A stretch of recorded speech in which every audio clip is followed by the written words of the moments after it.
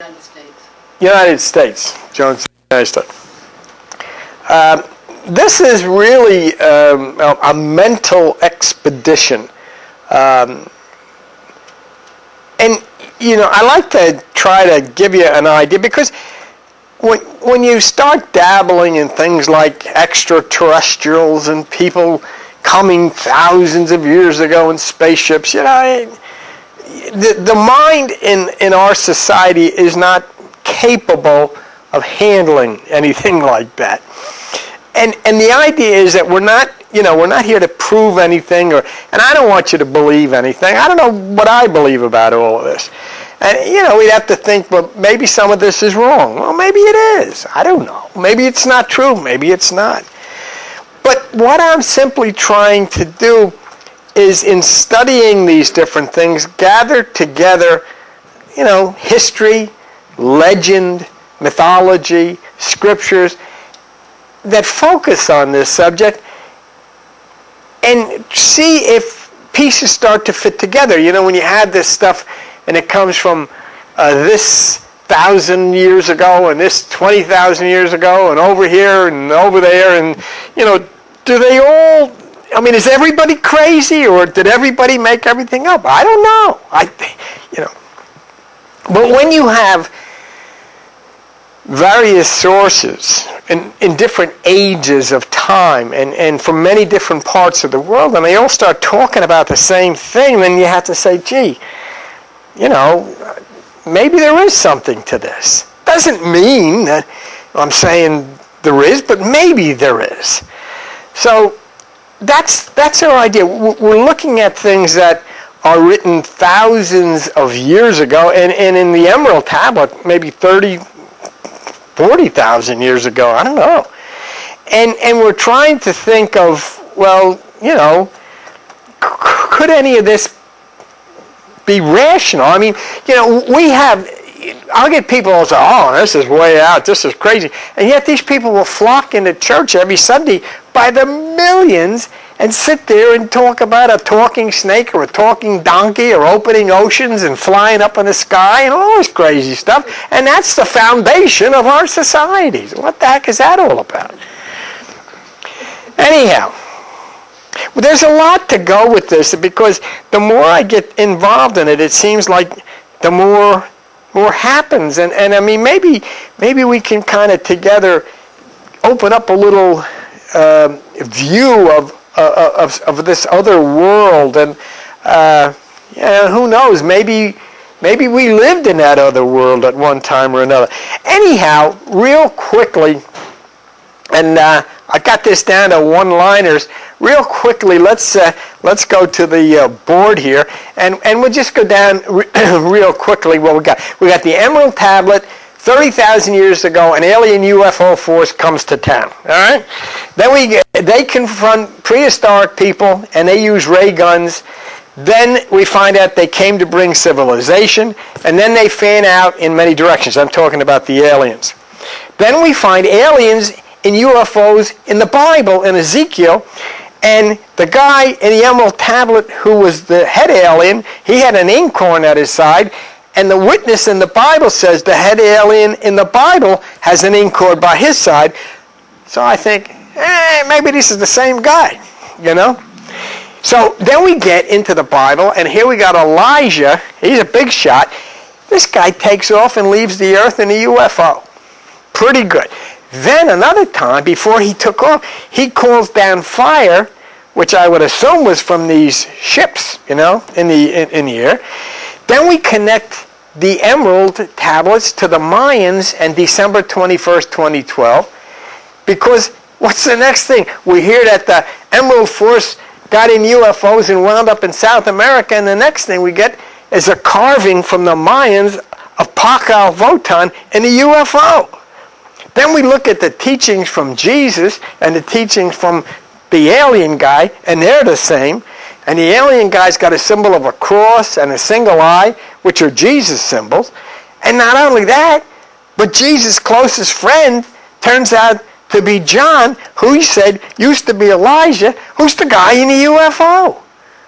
In other words, Jesus' closest friend was an alien in a UFO. And how do I know? The Bible told me so. Then we connect the tetrahedron, which is light, with the Bible, and we connect Egypt and the Mayan pyramids. I mean, the guy says, the UFO guy says in the envelope, I built the pyramid. Then we hear that they go over to South America, and the next thing you know, the Mayans have got pyramids. And then we find out that all these Greek scientists who are so smart, know all this stuff about science, before they were Greeks, they were Pelasgians, and they came from where the UFO landed. Hey, Simon, what is this? Maybe, because we always wondered who taught these guys. Now we know. Then we found out that it looks like that these guys from the UFO wrote the Kabbalah.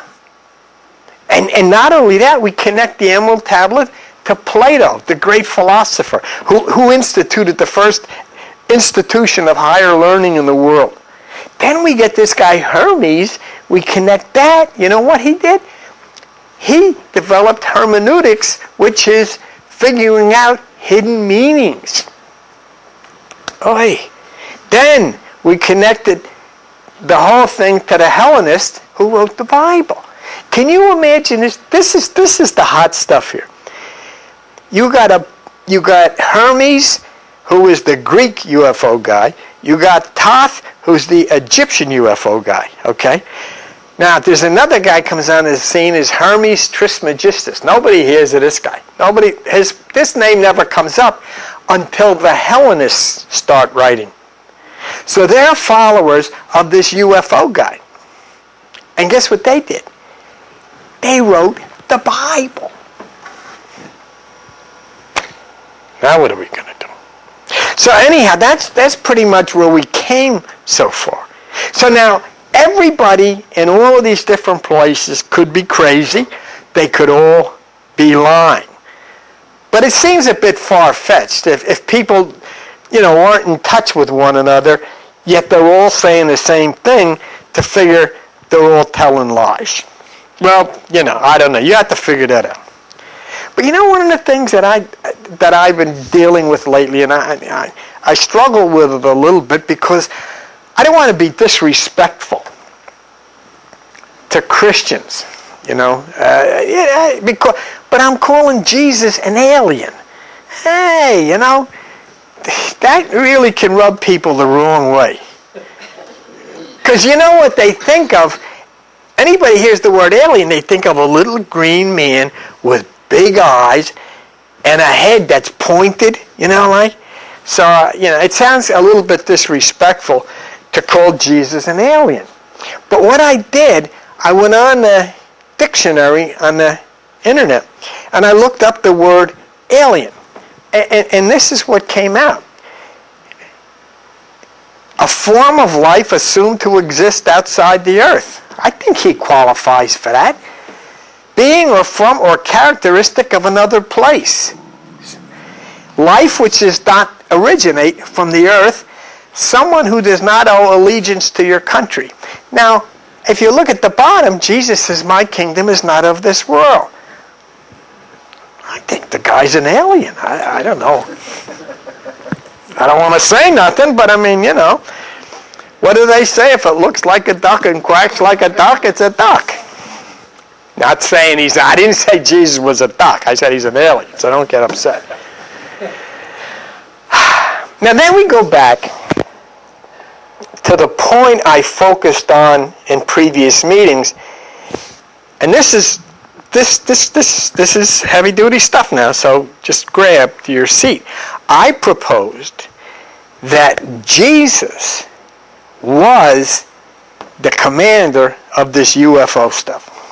That would mean that the person that we call Jesus actually came to earth in a UFO 32,000 years before the Bible was written. I don't know how many of you are familiar with this name. I have heard this name before, but I wasn't really familiar with his work until somebody who comes here and is not here tonight brought it to my attention. His name is George Ivanovich Gurdjieff. Did you ever hear of him? Gurdjieff. Now, I've read all about him. Some people say he was drunk all the time. Maybe he was. I don't know. But I mean, a lot of people that disagree with people say things. But the guy might have been drunk. I don't know. But he was a very famous Armenian, Russian, or whatever. He was a mystic and a spiritual writer. He was very, very famous. A lot of books, hundreds of many books on the subject of mysticism, spirituality. His name is George Gurdjieff. You want to look him up on the internet. It's Gurdjieff. He was lectured all over the world. Of course, he died a long time ago. But let me show you a little bit about him. And it's very interesting stuff, you know? Very interesting stuff. Let's take a look. Gurdjieff was a Greek-Armenian mystic and spiritual teacher.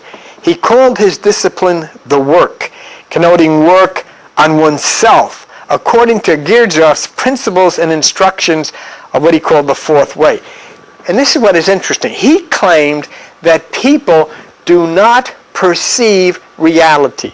They are not conscious of themselves, but live in a state of hypnotic waking sleep. You know, that sounds strange, but I mean, if you pick up the Bible, that's all it talks about.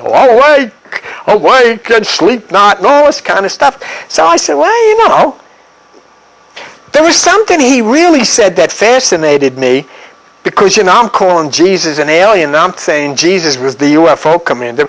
But I want to present one of his positions, which I kind of found pretty worthwhile. What was this? Man lives his life in sleep, and in sleep he dies. Gurdjieff taught that each person perceives things from a completely subjective perspective.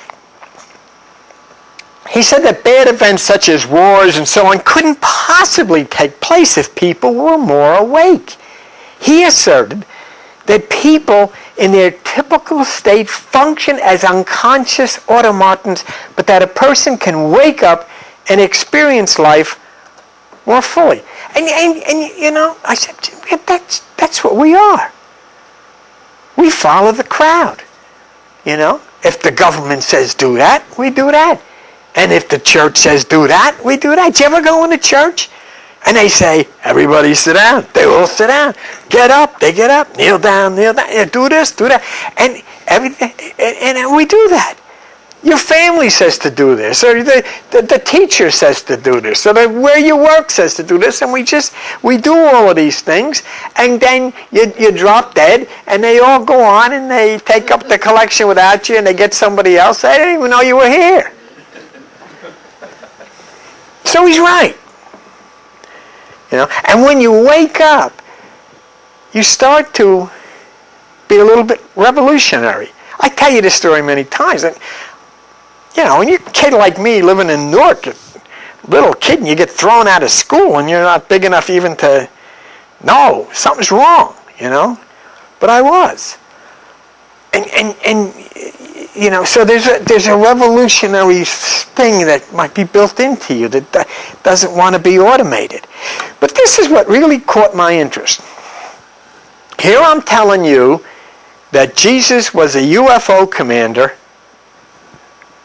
you know, when they landed in the land of Chem before it was Egypt. Now, I never heard of this guy, Gurdjieff, and whoever told me about this never read anything other than some of the other stuff. But this is what I found. Look what he says here. Gurdjieff tells us that the earliest indications of the teaching of the four-way lie in prehistoric Egypt, an Egypt that existed before recorded history. And look what he says. It will seem strange to many people, Gurdjieff said, when I say that this prehistoric Egypt was Christian many thousands of years before the birth of Christ. I said, oh, this guy's on my side. Do you see what that means to me? He's a very famous mystic teacher, writer, and he's saying what I had initially proposed, that the teachings of Jesus and Thoth, the UFO commander, were close enough to say they were the same. Let's go to the next Gurdjieff. He said that the principles and ideas constituting true Christianity were known many thousands of years before the birth of Christ. In discovering these, he had the blueprint, so to say, of the original Christianity. And as he said, the Christian church, the Christian form of worship, was not invented by the fathers of the church. Now get this. It was all taken in a ready-made form from Egypt, only not from the Egypt we know, but from the one which we do not know. This Egypt was in the same place as the other, but it existed much earlier. He never mentions the emerald tablet. But I said, oh my God, I never read this guy before, but this is what I'm saying, that Jesus was this UFO guy, and he's coming out and saying, without mentioning the emerald, that what we call Christianity. Now, and how do you find it? Because if you go to the emerald tablet and you talk about Thoth, who was called, you find out that he sat down, he was talking peace. And he scattered out all over the earth to talk people about civilizing and becoming peaceful. See, I get a lot of people say, well, now wait a minute. Just a minute here. You've said all along that Jesus didn't exist. Now you're saying he's a UFO commander. Well, that's true. I feel I should address that. So see if you can follow me. Ready? The Emerald Force lands in a UFO 36,000 years ago, and they spread out all over the world, and there's myths and legends and everything about who they were, and handed down, and people are writing this and adding this and that, who knows. The Egyptians took the story and called the commander Thoth. The Greeks took it and called the commander Hermes. Now, along come the Hellenists who wrote the Bible, and they called the commander Hermes Trismegistus. You know what that means? 3 persons in one. And they wrote the Bible. Now, none of these people ever existed. Hermes Trismegistus didn't exist. Thoth didn't exist. Hermes didn't exist. There was none. These are symbols used by writers for thousands and thousands to pass along stories concerning what they heard, what the legend was, what the myth was, generation to generation, and they're all writing these things. Lots of stuff made up, lots of errors in translation. But what you do is look at small pieces. I'm going along thinking, how can I say, Jesus is the UFO commander, and then this guy Gurdjieff, and somebody writes me and says, did you ever see this guy Gurdjieff? You might want to look at him. He was very famous. So I look at him, he's saying, hey, Christianity was before there was an Egypt. Hey, that's right. It was called the land of Chem. So that was sensational help from Gurdjieff. So we have a non-existent Thoth, Hermes Trismegistus, but we have a real tale, maybe, of a 36,000-year-old emerald landing force. Okay? Just think of this. Now you're coming in the year, say, 350 BC. That's like, yesterday afternoon. You're talking about 36,000 years ago. It's time to write the Bible, and these guys are coming around. They're called Hellenists, and they're sitting in this room in Alexandria, Egypt. Now here's the first clue about whether Jesus was really the UFO guy. The people who are going to sit down and write the Bible are total believers in the Emerald UFO story. Because Hermes Trismegistus is something the Hellenists made up that was never heard of until they came along. Hermes Trismegistus is what they believe this UFO stuff was, and these are the people that are going to write the Bible. See, that's a big clue. The Bible writers were followers of the UFO commander. And it just happens that there are UFOs recorded in the Bible. Ezekiel, the whole book of Ezekiel is about UFOs. Elijah flies off in a UFO. Jesus takes off and flies up into the sky, carried up into the sky. But the people that wrote it were followers of this Hermes Trismegistus, who was that UFO commander. I mean, I don't care what anybody says. To me, that's interesting, and that seems to be 1 and 1 equal 2. They wrote it. They were followers of this UFO guy, and they come up with Jesus. And there's UFOs in the Bible. Now, Hermes Trismegistus, as I said, means 3 persons in one, and that's what Jesus came off at. And it also, Hermes Trismegistus was known as the Son of God. That fulfills 2 identities of Jesus. The Hellenists followed Hermes Trismegistus as the Son of God and 3 persons in one, and they wrote the Bible. And the next thing you know, you got Jesus as the Son of God and 3 persons in one. But the Hellenists sit down, they're going to write a new story. They need a new character to play the part of Hermes Trismegistus, or the UFO commander. Now, Thoth and Hermes Trismegistus, or whatever you call him, called himself the messenger of the sun. Hermes, Thoth, reported to the officers of 8, or the 8 deities, the Emerald UFO force.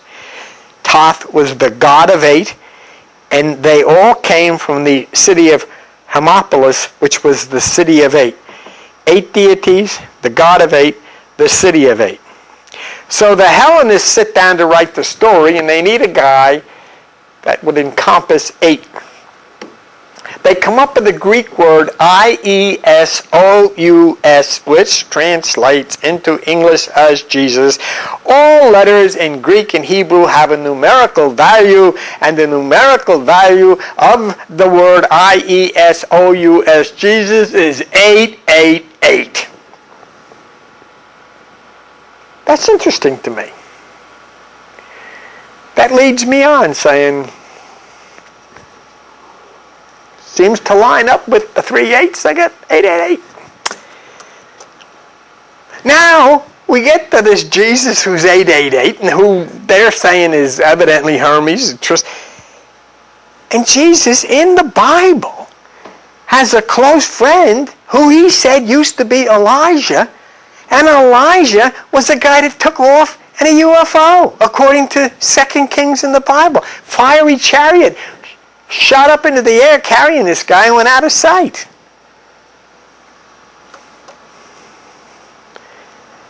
See, Jesus never existed. But the teachings of peace and love and forgiveness and life, the same ones that were coming from the commander of that UFO force, the cross, the single eye, they belong to this one we call I-E-S-O-U-S. The story of Jesus was composed by Hellenists. That's a fact. And the Hellenists were followers of Hermes Trismegistus, who was the UFO commander of 888. That's a fact. And they're the ones that devised the name Jesus, which is 888. That's a fact. And Jesus with the 12 disciples is the sun, and the 12 constellations that the sun travels through. And the emerald tablet messengers were called the messengers of the sun. So the Jesus story is not describing the physical reality of an event, but the power of an alien being whose message from the other universe was rejected then and has been rejected now. In other words, the Jesus story is a mythology of the UFO commander from the Emerald Force placed in Jesus and Jewish lore as the messenger of the sun, and that is why Jesus lifts off at the very end and is carried up into space like a UFO. No Jesus, no John, but their stories, like the Hindu stories, the Egyptian stories, the Kabbalah, the Mayan story, tell the exploits of this alien force through the languages of their particular locations in mythical terms 30,000 years ago.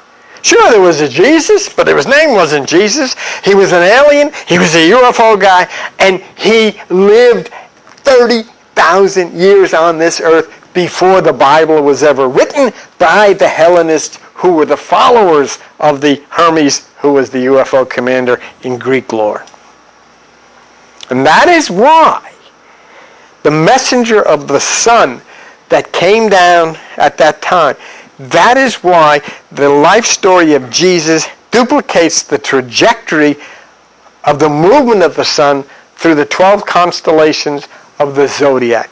The Virgo virgin birth, the stable birth of Sagittarius and Capricorn, the crucifixion on the Southern Cross, the resurrections on December 25th, the end of the solstice, the baptism in Aquarius, the fishermen for disciples in Pisces, the Lamb of God that takes away the sins of the world in the cold of the winter Aries, sitting at the right hand of the Father on June 21st, and concluding the work as the Lion of Judah, Leo, in August.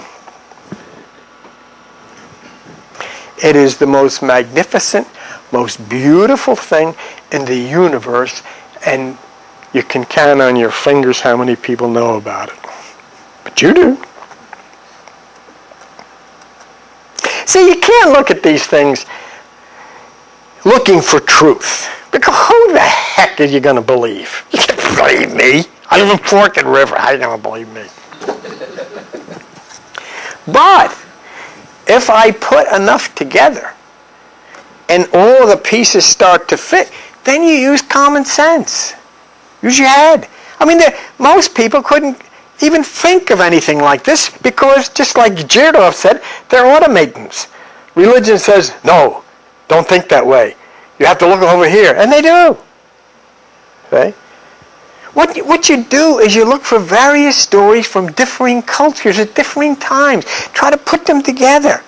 Because all of these things take it to a prehistoric time where the only civilized beings on the earth were these UFO people.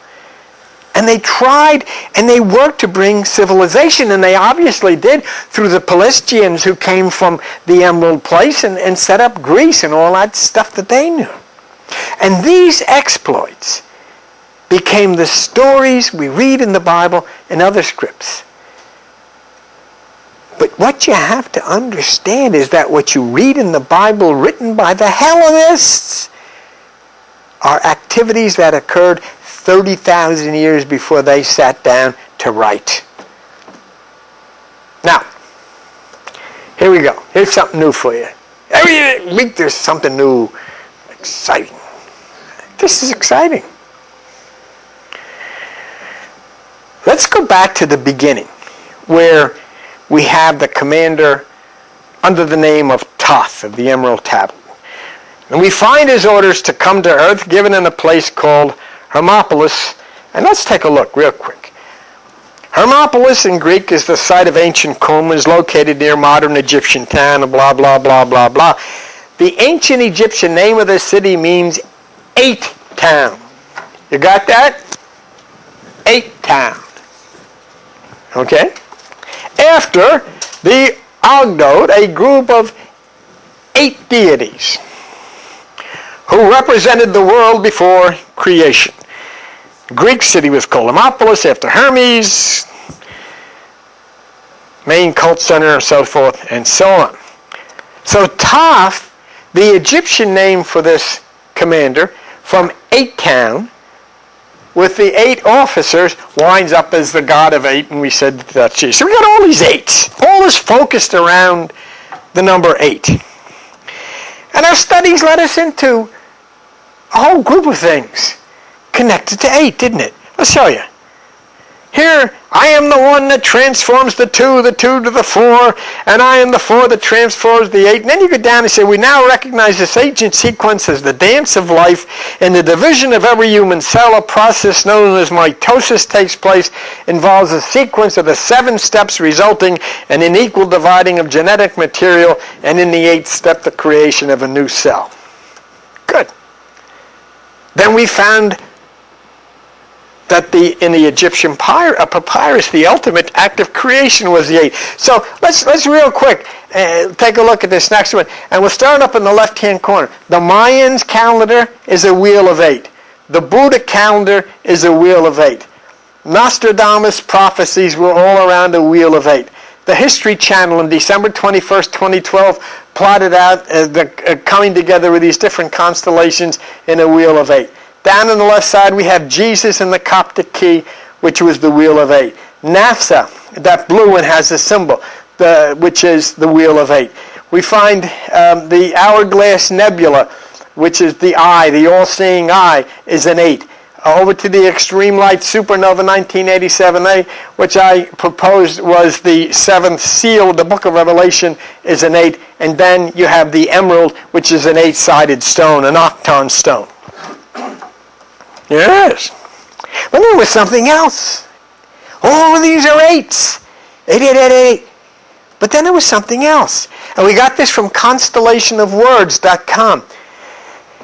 Okay, the Earth rotates once a day on its axis, blah, blah, blah. It tilts by 23, blah, blah, blah. Get down to the last paragraph. If this line or axis was standing upright, the sun's path would then have the shape of a 0.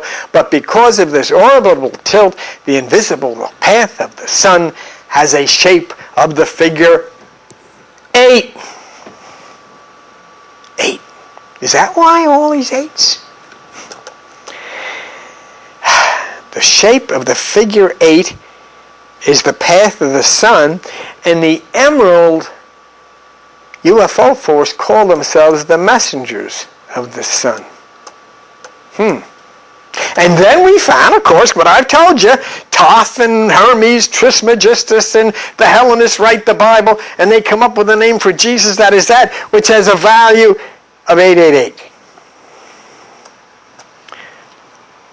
Teachings of a UFO commander 30,000 years ago are the same teachings of Jesus. He has the symbol of the cross and the single eye which attached to Jesus. Jesus' close friend flies in a UFO. The commander reports to the 8 deities from the city of 8, is the God of 8. Jesus' number is 888.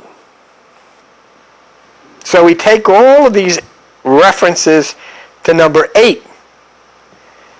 And then we find the UFO commander says this: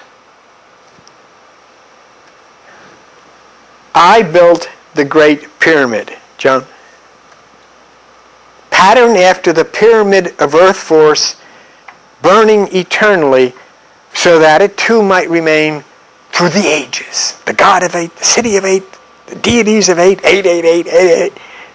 Do you think that this UFO commander built that? Because we found out that could have been an energy thing. Because, part of the UFO force went down to South America, and the next thing you know, we see pyramids, Mayan pyramids. But we have an emerald commander with all the 8s saying he built the pyramids, and they were energy vehicles. Think of that. The commander of 8, the UFO 8, the God of 8, and all this 888 stuff, and he says he built the pyramids. I want to introduce you to a person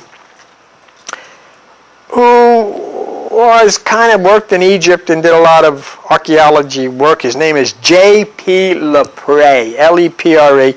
He did extensive work on the pyramids back in the 40s.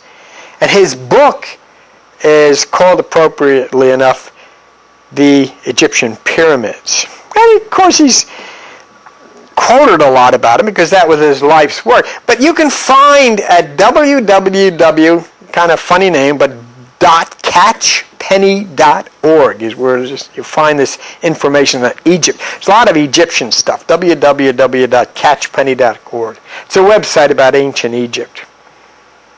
And this is what you'll see.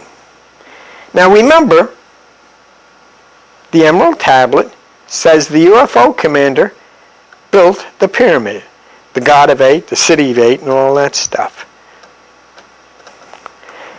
I'm going to show you a picture looking down from an airplane at the Great Pyramid, Jim. The concave faces of the Great Pyramid, aerial photo by Groves. Groves was a Navy pilot who took this first picture. It was in 1940. Okay? Now let's read together what J.P. Lepre said about the Great Pyramid. One very unusual feature of the Great Pyramid is a concavity of the core that makes the monument an 8-sided figure. That's in his book, The Egyptian Pyramids, a comprehensive illustrated reference.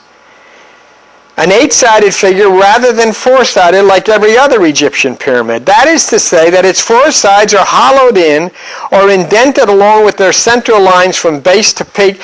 This concavity divides each of the apparent 4 sides in half, creating a very special and unusual 8-sided pyramid, and it is executed to such an extraordinary degree of precision as to enter the realm of the uncanny.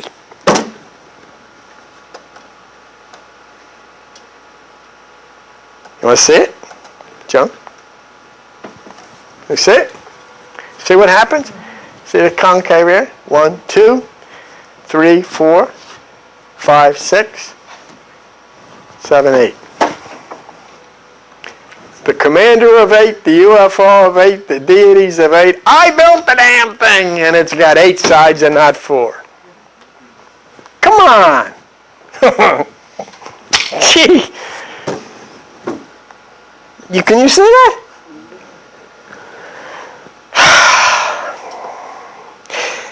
You can see it most clearly because of the thing on the right side, but it's every side.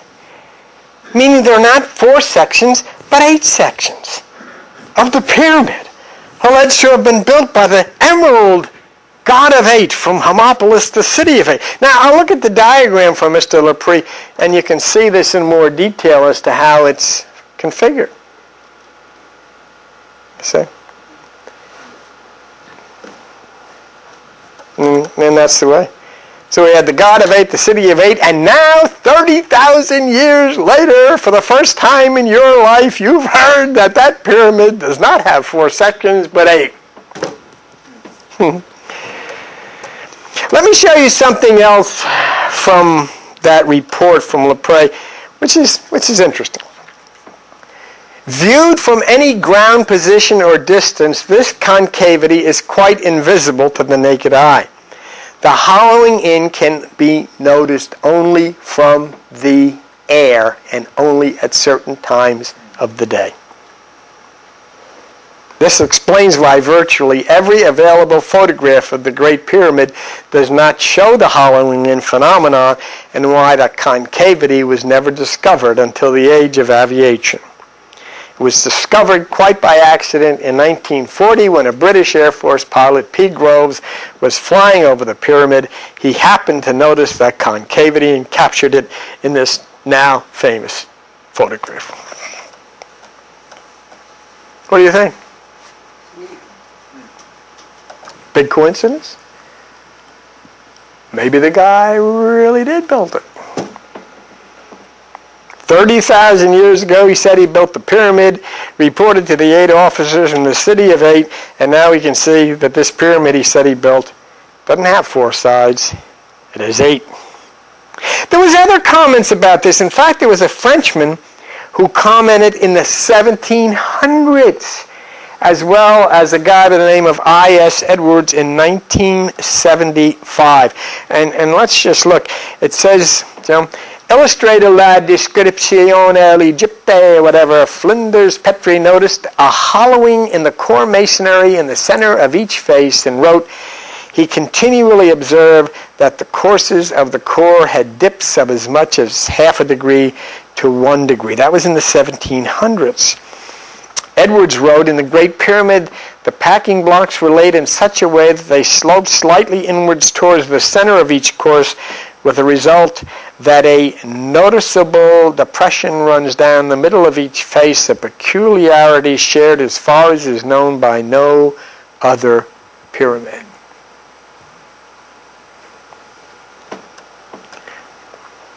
And finally, a couple of people by the name of Clark and Engelbach in ancient Egyptian construction and architecture make this statement.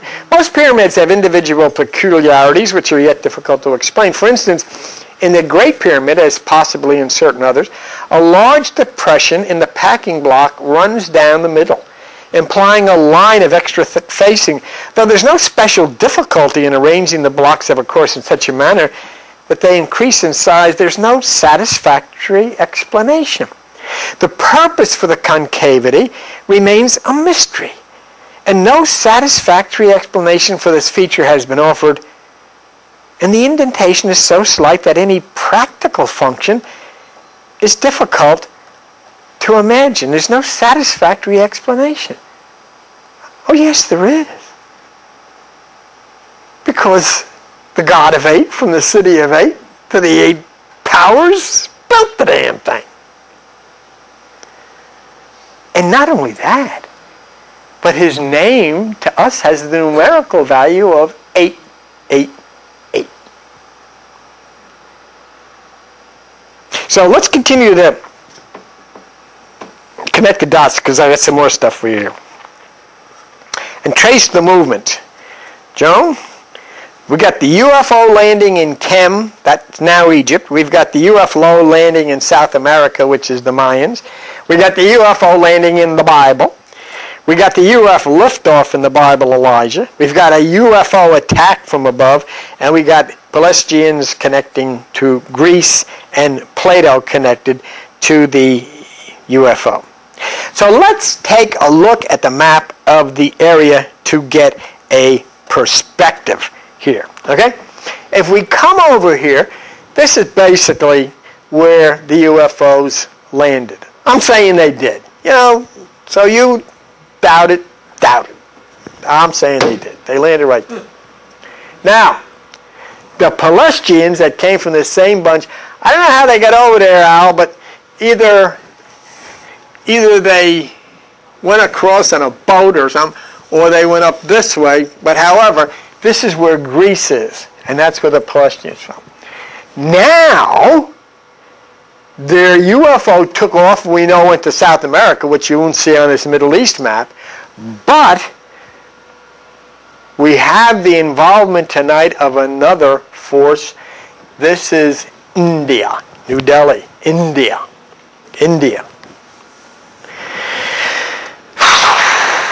The home of Hare Krishna. The numerous teachings we've done in the Bhagavad Gita. There's a bigger book called Mahabharata, something like that, in which the Bhagavad Gita is part of. But could the Emerald UFO force have made their way to India? Well, since they had a fleet of UFOs, I would think it would be pretty easy, Al. Lift off, and the next thing you know, they're there. Now, in order to figure this, now remember, we're getting a little spreading out here. We got them going to Greece, we got them going to South America, and now we got to India. I want to provide you with an Indian word that I want you to hold in your mind, and it comes through www.hinduwisdom, and here is the word Vimana. V-I-M-A-N-A. Probably a word you haven't heard before.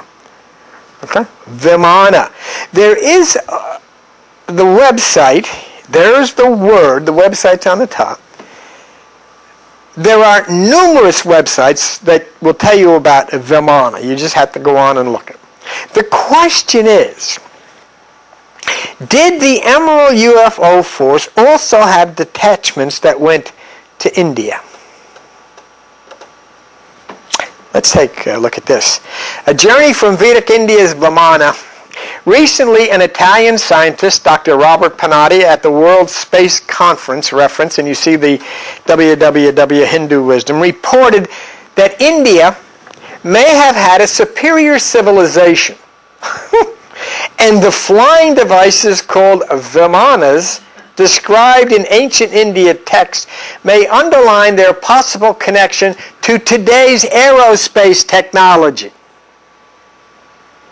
He held the view that Shakuna Vimana, described in the text, might be defined as a cross between a plane and a rocket of our times, and his design might remind one of today's space shuttle.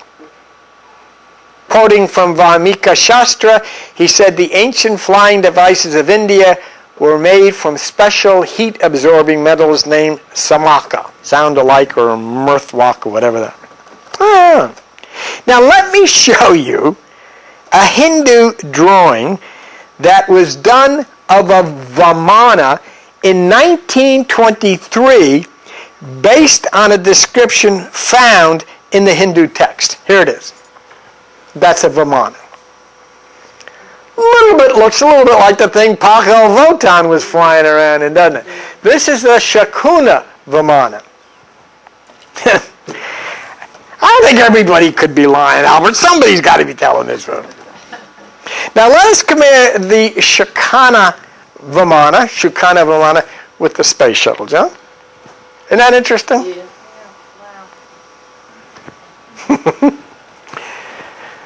Where do we get our ideas from? Now, there's more to come here. Take a look at this drawing based on the Hindu text. I think this is true. This is a different Vimana. This is the Rukma Vimana. There's the Rukma Vimana. All right? Now let's take a look at ours. What the heck is that all about? My God, I think it's the same thing. Yeah. That's the vertical section of the... Now we're in India. Come on. I mean, if ours didn't look anything like this, but it's exactly like it. Look at this. Look at these two things here. Look at these two things.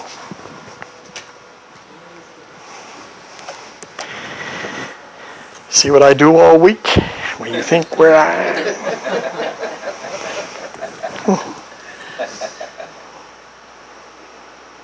Now, let us look at this. Flight in the Earth's atmosphere into space is thought to have originated in the 20th century. However, that may not be the case. In the Vedic literature of India, recording events that occurred 12 to 15,000 years ago, there are many descriptions of flying machines, generally called Vimanas. The Mahabharata speaks of two-storied celestial chariots with many windows. They roar off into the sky until they appear like comets. The Mahabharata and various Sanskrit books describe at length these chariots powered by winged lightning. It was a ship that soared into the air, flying to the solar and stellar regions. That's the Mahabharata of Krishna. Now there's another model based on the above description of the Vimana, and I think this is really great, and you can find it at www.hinduism.info@vimana.htm. This is based on a description of the towering one, 3-story. Take a look at this one.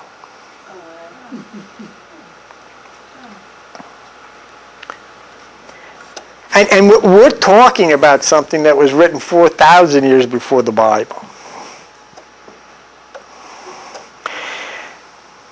I would say that the Emerald Force was a pretty busy bunch. Sent the smart guys to Greece, sent the predictors over to South America to build some pyramids and scare the hell out of everybody with December 21st, 2012. And now they land in India. Let's look at the next one, John. Thus, it might appear that mankind's dream of traveling to space to visit planets and explore the solar system is as old as mankind itself. Why is there no physical evidence of these advanced vehicles if they were built thousands of years ago? Atlanteans, known as Asvins in the Indian writings, were more advanced technologically than the Indians. They possessed velixi, similar to Vimanas, that were cigar-shaped and had the capability of maneuvering underwater as well as in the atmosphere of even outer space. And, and don't, get all that, because I have seen submarines launching rockets from underwater, and I'm sure you are. Other flight vehicles were saucer-shaped, and it is recorded that between 12,000 to 15,000 years ago, nations deploying Vimanas in space with lethal weapons were locked in a global war that destroyed almost all human life and property on planet Earth. I want to pause for a moment on that line that says, nations deploying Vimanas in space with lethal weapons were locked in a global war. Let me show you this biblical statement. First of all, Jim, it says from the Indians, it was recorded 12 to 15,000 years, that nations were locked with lethal weapons, in space. But look at 2 Kings 1:9 in the Bible. Then the king sent him a captain of 50 men. With his 50 men, he said to Elijah, the king has said, come down. And Elijah said, if I'm a man of God, then let the fire come down from heaven and consume you and your 50. And fire came down from heaven and consumed him and his 50. Can you see it? Can you see it? Well, we got these things flying all over the place. We don't even have people in them that can shoot rockets down. Why doesn't anybody see? They don't want to see. Hey. The next scripture comes from the book of Daniel. And what you have to do, ask yourself, could this be the appearance of an alien from space? Does this sound like the UFO guys from the Emerald and all of this stuff? Okay, let's take a look. This is from Daniel 10 in the Bible. A thing was revealed to Daniel, and the thing was true. I was by the side of the great river. Then I looked up. I saw a certain man clothed in linen, whose loins were girded with fine gold, body like beryls, face like lightning, eyes as lamps of fire, his arms and feet like a colored of polished brass, his voice like the voice of a crowd. And I alone saw the vision, for the men that were with me didn't see it, because there was a great quaking and they ran like hell and hid. And a hand touched me. And he said, understand my words and stand up, because I was sent to you. I stood trembling. From the first day that you chose to understand, your words were heard, and I came because of your words. But the prince of Persia held me back 21 days. But Michael came to help me. Don't worry about the prince of Persia and Michael and all, just something held me. I tried to get here down to earth to talk to you, but something held me up. But I got reinforcements, and they helped me. Next. Now, I came to make you understand what's going to happen to your people in the latter days, which is a long way off, he says. And so then the guy says, I said, how can you talk with me? There's no strength left in me. There's no breath left. Now this guy's in shock. Then another man came and touched me, and he said, don't be afraid. We've come in peace. Be strong, be strong. And as I was strengthened, I said, well, then let him speak. You have strength in me. And the guy said, do you know where I came to you from? Well, I'm going to return to fight with this crowd up in the sky. And when I'm gone, the prince of Greece will come. Now, there's a long scripture in coded words appears. That's my writing there. And I will cover that with you at another time when it is made available to me. I'm not ready. Whatever, I don't know it yet, but I will. And it says, go your way, Daniel, for the words are closed up and sealed to the end of time. And who are these two guys? You decide who they were. Here's a guy sitting there with a bunch of his friends, and there's a tremendous shaking. Something happens. Something lands. Something. And these guys they always describe them as wearing linen. Did you ever see these Americans in these space suits and they're white and all this stuff, and gold and hats and but this guy, he didn't go anywhere. He just stood there. Whoa, geez, what the hell is this? And the other guys are heading for the hills. And he's sitting there, and the guy starts talking to him. He said, hey, I can't even breathe. Right. And so then another one of the aliens comes, puts his hand on his shoulder, said, take it easy. Everything's all right. And he says, we heard what you said, and I came down to help you out. So what were these? Were these angels? Or were they aliens? When he looked up and saw them, and there was a quake, it sounds like the landing of a UFO. And it took them 21 days to get from wherever they were coming through space to Earth because of some kind of a confrontation. It sounds like a cosmic war of some kind. Next I see, I'll show you from the Mahabharata, a nuclear conflict. So what we looked at here was the fact that this Emerald Force had evidently and obviously made it to India. We saw various spaceships from the description given in the ancient Vedic, which is Hindu scriptures, that match up like ours today. And in addition to that, we looked at the pyramid in which this god of eight, Thoth, from the city of eight and the eight deities, said, I built it. And we found out that it's got 8 sections and not 4. And nobody knows why. But you know why. And that's all that counts. You know why. Go tell somebody.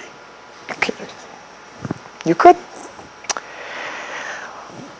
So these are amazing things. And on top of all of that, we found substantial evidence to consider the possibility of Jesus being the commander, which would have meant that Jesus was the one who built the pyramids, which were energy sources. And we reached that conclusion or possibility or probability based on the fact that the ancient story of 30,000 years ago involved someone whom the people who wrote the Bible followed. He was the Son of God. He was thrice Hermes, which means 3 persons in one. And he winds up in the Bible as the Son of God, 3 persons in one. He's a friend of a guy in a UFO, and at the end he's carried up into space. Which means what? Which means the next time you hear of a UFO sighting, what do they say in the scriptures? Look up, for your redemption draweth nigh. Who is in that? We'll see you. Thanks a lot. Bye-bye.